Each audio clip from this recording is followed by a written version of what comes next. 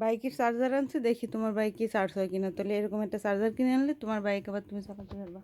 মায়ানের bike কিনে দিচ্ছে ওর মামা 2 বছর বয়সে, কিন্তু মায়ান কয়দিন চালায় আর চালায় না, চালাতেই চায় না। আমি চালাতে বলতাম, মান বলতে চালাবো না, তারপর ব্যাটারি ডাউন হয়ে গেছে, তারপর চার্জার অনেক দিন চার্জও হচ্ছে না।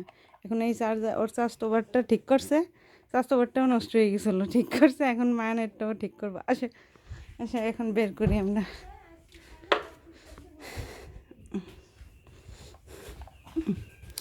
এই যে আমাদের স্টোর রুমে মায়ানের বাইক।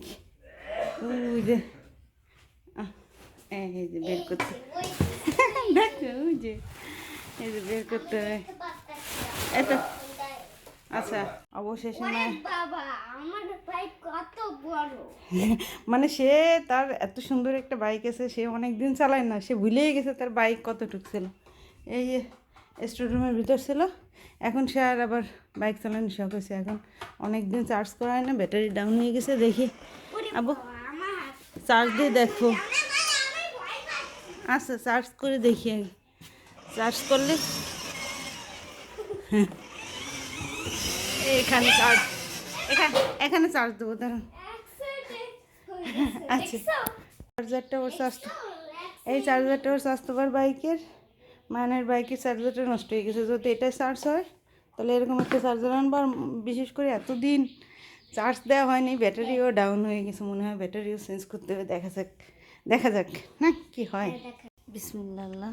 এই হলো, এটা হলো চার্জার, এই যে চার্জার গার্ড।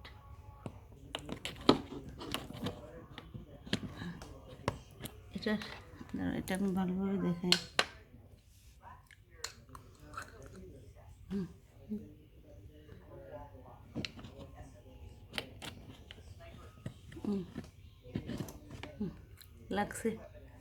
লাগছে এবার করে দেখি, দেব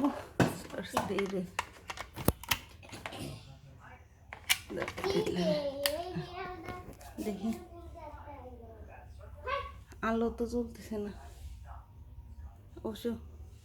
বাইক তো সিগন্যাল দেবে না, এই জায়গায় সিগন্যাল দেবে, নীল আলো জ্বলতেছে, হবে না লাল জ্বলতে হবে। দেখি